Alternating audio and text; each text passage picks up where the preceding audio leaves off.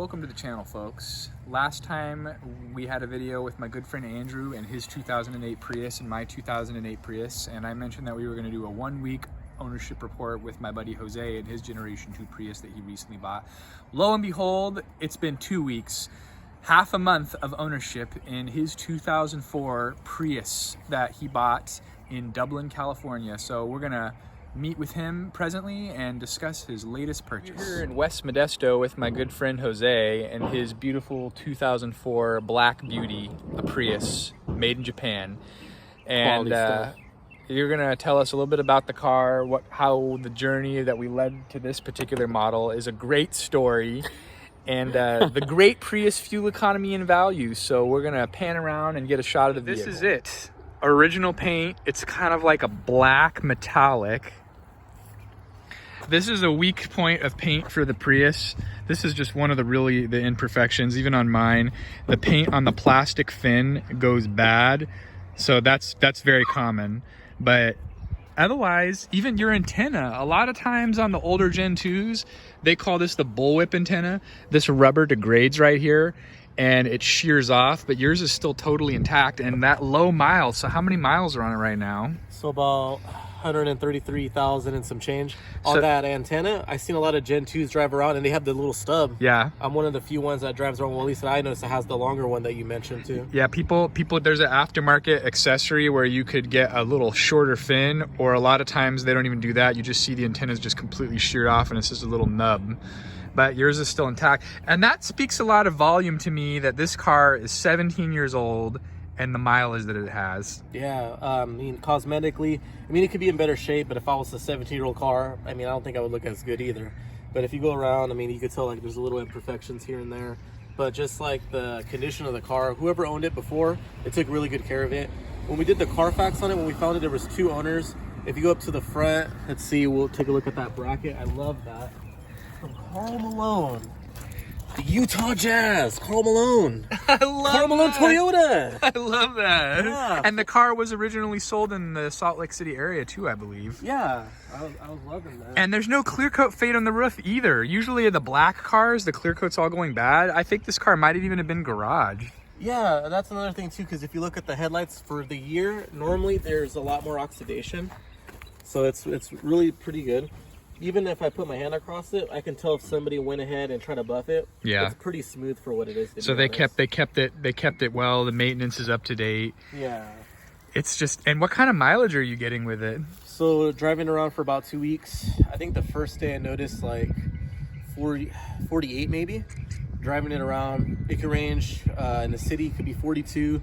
The highway, I noticed about 48. The other day, I drove it to Sacramento, to the flea market over there and back, and I had 51 to 52. On the highway? On the highway, which was wow. Amazing. I had, they have like on modern cars, they have like little squares for your fuel economy when you go and look into it, like your gauge. Yeah. I was on 3 squares yesterday in Riverbank, California. I filled up with $15. That's amazing. Yeah, so you see your rising gas prices, don't get electric, get a hybrid. Yeah, because honestly, you're not married to the range. The electric, you're stuck with the limited range and having to do a charging station. This is using the best of both worlds, fuel and electric with the hybrid battery pack. Yeah, and the condition of the car, I mean, the inside's kind of messy in the backseat because I travel around in it like for the last 2 weeks. Yeah. But my fiance, she loves it. I love the space on the inside, the trunk space. Like, let's take a look at the trunk space.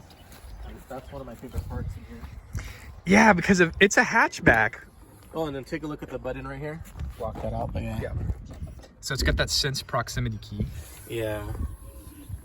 So even this, Corey pointed out that it still had the original mat. Yeah, and then we both used to work at CarMax. Yeah. So a lot of times when we sold cars, we didn't even have this. Yeah. I'd get so many customers get frustrated and upset. Where's this at? Where's it at? I'm like, hey man, you gotta talk to service about that. I don't know. Oh, and that little 12-volt battery that I was telling you about, it's back underneath that. Flap that rug back. So to start the car, it's beneath this piece right here. Oh, yeah, There's a regular 12-volt battery underneath there, and that powers the car to turn it off and on. And then you got your spare tire and your jack kit. See, there's your jack kit. And then your spare tire is underneath there, and there's some more. But see the battery? You can see it right there. Oh yeah, there we go. So that's your 12-volt battery, which What's that right there? That is part of the hybrid system, I think. Okay, so if you look at back there, come around over here, Jose, see that orange plug? Yeah. And that silver panel back there, Yeah. that is where the main hybrid battery is. And that orange plug is the safety plug. So that thing has like a lot of volts of electricity in it. And if you ever need to replace it or work on the electrical system, that's the breaker. So you pop that little orange thing out, and that safely renders the battery safe to work on. Another great thing about the Prius is the button release. So this button moves the seat forward like that, and both of these seats fold flat, and then I put a full-size 12-speed bike right in the back there.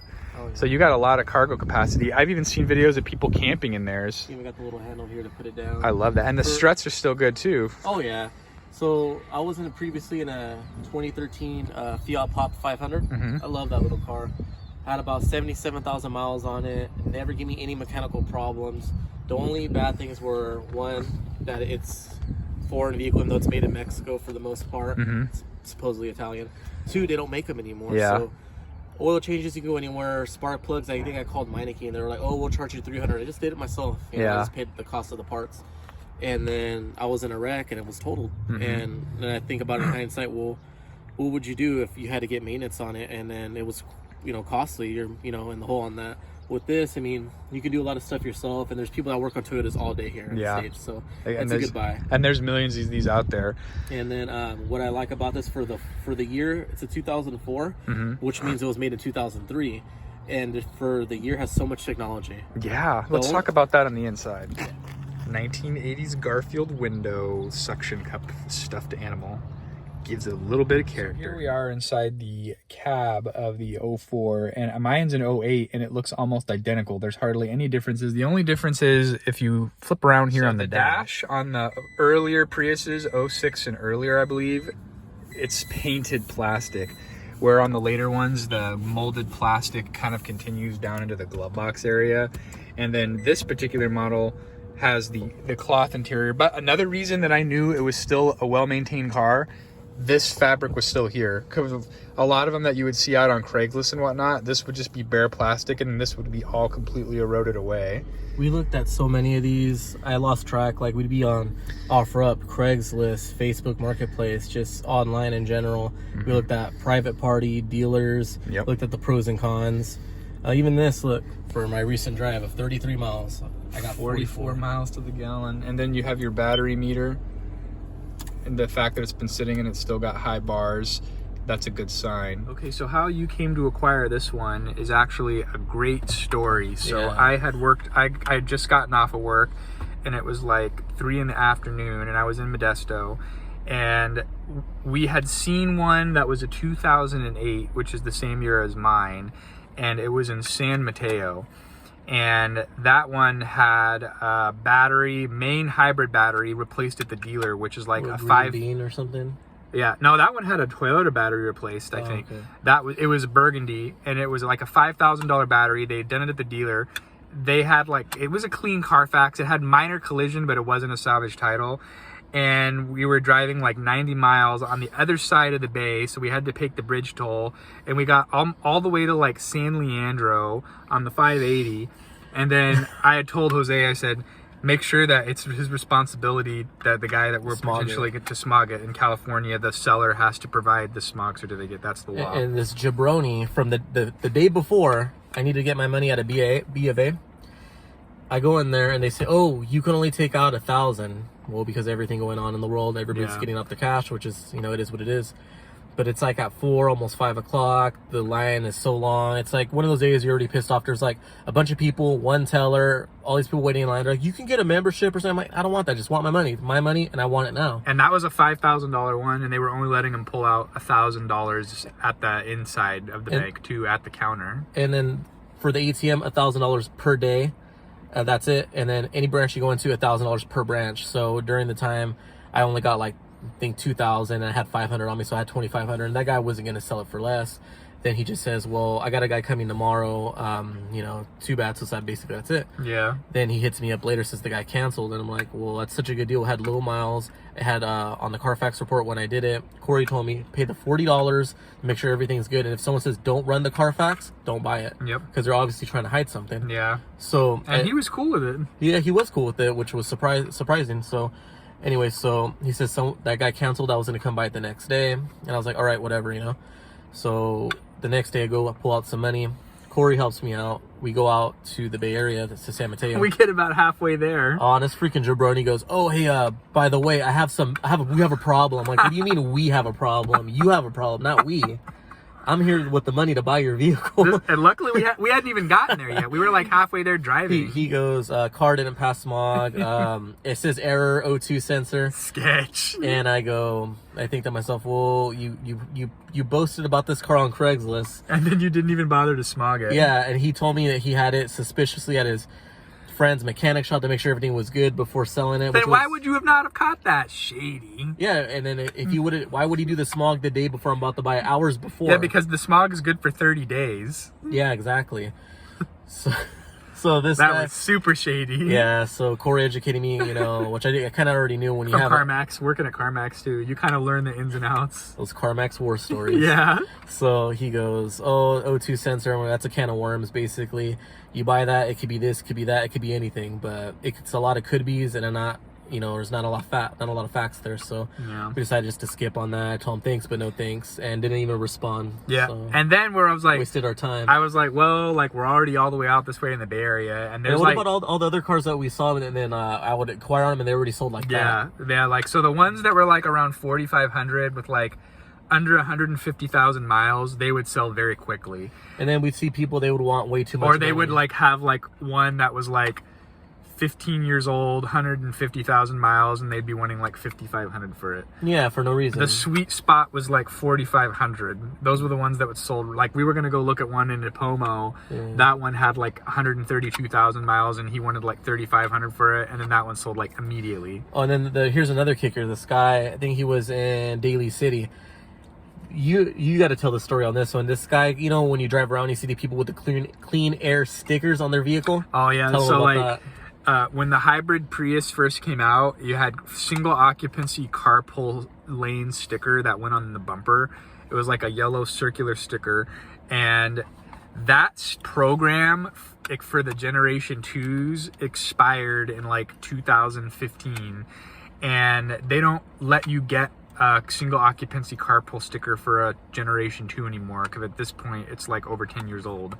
And the guy in the ad was like, "Oh, this one has the carpool sticker, so it's like worth more." Paid for it. Like he paid for it. It's like that came with the car when it was brand new. That was like just a promo for California, and that program hasn't been around for like 7 years. And this knucklehead was boasting that his like 15-year-old Prius has the stickers, and I was like he's doing us a favor. If it's color coded, just like your registration, so the CHP and the cops could know if you're supposed to be in there or not. So some poor soul that buys it is they're gonna get a ticket. That sweet ticket. That guy was super shady. So you got to be careful when you're looking for a car private party. Oh, and then so I would find cars, send them to Corey, and he'd point out all the little telltale signs of body damage, stuff that I wasn't able to see, or even stuff on the interior, stuff to look out for, which we could talk about later. But there was a lot of red flags on most cars. So one more car before we end up to this car. The guy in the ad, it was like I think a similar year like mine. It was like a gray colored one. It was at a lot, and he had it for like some ridiculous price, like 53, 57, same year. The guy in Manteca. The guy in Manteca, he goes, yeah, I just want to, what is he saying? I just want to give somebody a good deal. I want to give somebody a good deal. I'm like, you'd give me a good deal if you'd sell it for a good price. It was like a 2004, and he was asking like close to 6,000 for it. I mean, it had low miles, but it's like justify that. And then the one nightmare story, because originally this whole process where I was like, you should get a Prius. Oh, the Avalon? There was a 97 Toyota Avalon, which I will say is a great car. Yeah, it is. And it was at some like mom and pop dealership in Modesto for like 2,500 with like 180,000 miles. But those cars are built to go 300,000. Yeah. And it was like 2,700. And we're eating at our favorite place, La Cascada. We're eating at our favorite restaurant, and we're like, it looks really good in the pictures. The guy took good pictures. The pictures were very deceptive. That just goes to show you got to go look at a lot of cars in person to get a feel for it. Don't say yes to the first one. Yeah. So we go up there, and we pull up to the dealership. No one's coming out to greet us, and the car is left running, which to me is a red flag. Is like, why is this car like idling right when you walk up? He doesn't even give us the key to turn it on. He just like left it running. And then it had like a million car accident like damage. There was dents all over the whole thing. Overspray everywhere. And like the whole front end was pop the hood. It was a different color underneath, but the whole car was white, but it had like a cheap $300 paint job. The best part, it had roof racks that are meant to clip on the drip rails of the car with clamps, but it was too short, so they just got sheet metal screws and drilled it right down into the roof of the car. It was terrible. It was all rusted. It looked horrendous. And so I was like, okay, like this is easy for you to say no to a car like that, even though the inside was cherry though. The inside was clean. So you know, you're looking at a car that's 20 years old. It's gonna have defects, but like even this car's 17 years old. It's not perfect, and they but it's wanted clean. like 27 for it. Yeah, it's and like be picky. Oh, the tailgate was all busted, and it was just the tail light was busted out. Yeah. And they didn't even put tape on it or anything. Yeah. So that was that one. And that's then, what led us into. And then so after that one guy told us about the smog check thing, we're like, well, like we've already gone to the Bay Area, because in the Central Valley where we live, there's not as many hybrids. Most of them are for sale or in the Sacramento major metropolitan area where the capital is, or they're over in the San Francisco, Oakland Bay Area, East Bay Area. Yeah. And so I was like, well, we're back after technical difficulties where my phone's battery died. So where did I leave off? Okay, so like we were in the Bay Area, and I said, well, like we've already driven like 40 miles out here, and we were still only halfway to go see the one that we were going to see in San Mateo. At this point, we were like in the Oakland, San Leandro area. And I said, well, you're like, why don't you just pull up and see like what other vehicles are for sale in the area, so like it's not like a totally wasted trip. Oh yeah, so we looked at the one that I bought currently, and I remember Corey had a red flag for the carpet. I guess it was like something burned. There was a mark. There was like a heavy wear mark in it was an original floor mat, but there was like a really bad wear mark. He took it out and put was it a Sonoma or an Entourage floor mat? Yeah, and that one's a Prius mat. Yeah, so it's got the original passenger side floor mat, but I was like, 132,000 miles, but that floor mat looks suspiciously like it has more wear than 132,000 miles. And then we got there, and the guy had his own Carfax, but I was like super paranoid, and I was like, I don't trust it. What if he's like fabricated his own CarMax? They could. Yeah, easily. Yeah. So I was like, let's just run it and see. And then we spent the 40 and we ran the VIN, and it was like a one owner in Utah and then one owner of California. Maybe it was like originally sold as a lease in Utah, and then it came to California, and it's clean. There's no rust or corrosion. And then like next door, they had Toyota Dublin. Yeah, Toyota Dublin was next door. So. And the guy had other Priuses so he has a tie-in. The guy that was selling it has like a teeny little dealership that he runs out of like a strip industrial shop. And he had like other Priuses for sale, and he said he basically gets like his son, like I don't know if his son works at the Dublin Toyota, but somehow his son would go to Dublin Toyota and get the trade-in vehicles. So it like had Carfax history of all the vehicle service, and it was nice and clean, and the miles were low. Yeah. Go if you want to add anything. So we went. I mean, we're real hesitant. Corey knows how to spot out a lot of stuff. Just our days working at CarMax, so we're both looking at stuff. Has the original owner's manuals. One of our favorite things. You want to show them the cassette player? Oh yeah. The last of the Generation 2, but the Generation 2 they went with the cassette player into 06. So this is the first generation of the Generation 2, and it still has a cassette player, which he has purchased this ZZ Top cassette at our favorite record store in Modesto, Rasputin's. I got a little collection. It's got Fleetwood Mac. I love that for you. Yeah. And dedicate this to my fiance, that Jodeci, Forever My Lady. Great song, great tape. And then I found $5 right there. And Janet Jackson. And for copyright issues, we can't play music in the video because YouTube will like take away your profitability. Not that my channel's making money anyway. Yeah, but these are all great albums, so check them out in your spare time on Spotify. So we got Fleetwood Mac, Tango in the Night, Janet Jackson, Control. My mom had this. Chrome oxide tapes, high quality. What is this one? Jodeci, Forever My Lady. And then just to show you the functionality of it,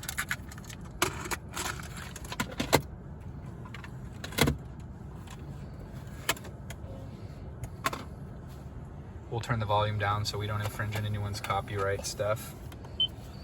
But look at that. And then you got your Dolby noise reduction, skip to the next track. These advanced late cassette decks had like a sensor where it would sense in between the songs, so then you could skip to the next song, rewind to repeat a song, fast forward and rewind, and side A and side B. And not only that, since it's an early 2000s vehicle, it also has a 6-disc CD player. And since Jose wants to stream from his phone, Oh yeah. You're not living in the mid 2000s unless you have your shout out Insignia cassette player. And I got this for a value that I got it for open box deal at Best Buy, $9. I love that. And so you plug that in there, and then you can plug it into your phone and play whatever streaming that's on your phone. Yeah, throwing this bad boy. Shout out iPhone XR. I love that. Oh, and you have the wireless charge plate, and it's all electronic. Yeah. And that's another great thing about the Prius. It's got a charger right there, and then you have another charger down inside there. Good stuff. Okay, and then another thing that this is a 2004. Another thing that shocked me about it, and this is why it's a great deal for a car under 5,000, because if it was an expensive, technologically advanced car, it has factory Bluetooth. Yeah, it does. So that bad boy right here. And you have steering control for your volume as well, and the temperature. AC control. Yeah, and you also have 2004, 2005 maps. Navigation. I agree. Huge shout out to Toyota to packing all of this technology I love it. into your vehicle. Yeah, look, let's just take a gander. Look at that. See, look at the display, info. Press it again. Climate. Look at this touchscreen in 04 touch. Yeah, it's amazing. That's amazing. I mean, this car was probably close to 30 grand brand new in 2004. Yeah, and then with inflation, God knows how much that is. Look, max cold. Yeah, this is just loving it. It's a great purchase. And on top of that, the guy that you bought it from did all the since he was a dealership, he paid all the tags and did the title transfer and everything for you. Oh yeah, so we were in there, and we looked at every nook and cranny. It was clean. It didn't have any leaks or drips. It looked good under there. The CV boots were all fine. It was like just the only things I could say is like there was you had to change the brake light bulbs. Which shout out to you, helped me out. The windshield has a few cracks, but I can get those filled in. I mean, it is what it is. It's a 17-year-old car.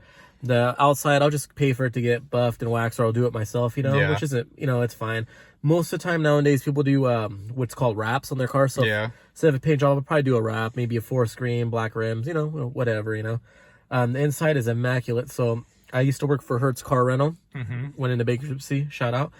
The inside of this car is so freaking clean compared to a rental. Yeah. It's even cleaner than CarMax cars. And for a 17-year-old car. Yeah, so I don't know if they went and got it detailed or it was just that's how the owners were, We'll step out. Let me see if this cord will let me step out so we could show you the interior. Look at that. Yeah. Look at that. For a light tan interior, somebody took excellent care of it. Unless they were elderly, I don't know. They had to have been elderly, or just they didn't drive very much. Yeah. And then check this out. Yeah, even the headliner's not drooping or sagging. All the glue's still good. Yeah. The dome lights work.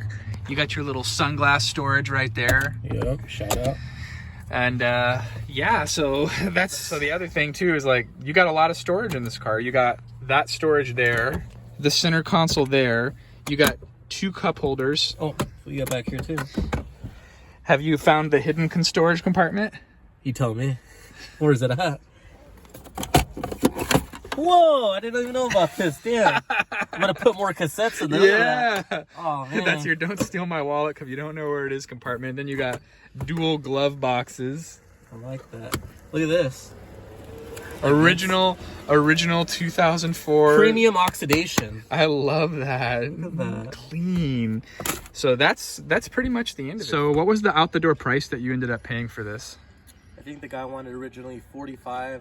It's $48.90 with taxes and everything. Yeah, and he was able to give us a little break on the taxes by filling in a lower amount than we paid for it. He's all right, Mr. Gallegos, you pay $29 for it on paper. And then you pay less at the DMV, so always find someone that's willing to be flexible. Got it, the title, I think, a week and a half later. Very great experience. So just for the tip of the day for everybody is, what would you recommend for anybody that's out there looking for a used, well, we're talking about Priuses specifically, but just in general, us having both worked in the car industry, when you're going private party, what would your advice be to the viewer? So I would say, as you said earlier, don't buy the first one you look at. Take a look at a lot of stuff. Look at your pros and cons. Think about why you want to buy that vehicle, what you're using it for, the budget that you have. And then think about a little bit, if you see one, how much more would you want to pay too? And then, what are the things that make it stand out to you? Like for me, You know, I love that little Fiat. What stood out to me was the gas mileage. Yeah. And, you know, I'm a funky kind of dude. I like, you know, different types of stuff. This car's kind of funky to me. I love this car. Yeah. And I wish I would have bought one a long time ago. But also going back to the topic, do your Carfax reports. Yeah, especially private party. Don't be afraid to bring a friend, a family member, your mechanic, anybody to come look at the car with you. It's better than to go alone and get ripped off. Imagine I would have went and bought that Toyota Avalon. I'd be here with a car that probably broke down with freaking metal screws into the roof. Yeah. Just like some schmuck, some jabroni. Yep. So always have a second pair of eyes. Yeah, second pair of eyes, Carfax, you know, and take your time. You know what I mean? I love this car. I took my time. My fiance loves it. I actually looked at this stuff to do camping in it, so that's awesome. One thing I'm gonna look into. So if you're looking for a hybrid, you have like Sonatas, you have those Chevy Volts. Yeah, but the Kia Kona now. But the originator for me, this bad boy. Yep, this was the one. This one was the one that started it all as far as reliability. So the very first hybrid, this came out in Japan in 1997. The first hybrid that was available in the US market, but was only a two-door, two-seater, was the Honda Insight. But as far as like a family size vehicle that could seat 5, 4 doors, the Prius was the way to go. And the Gen 2 has got that aerodynamic shape, just like mine over there. We got the black and the white Gen 2 Priuses of the Central Valley, the Oreo cookie of Prius pleasure.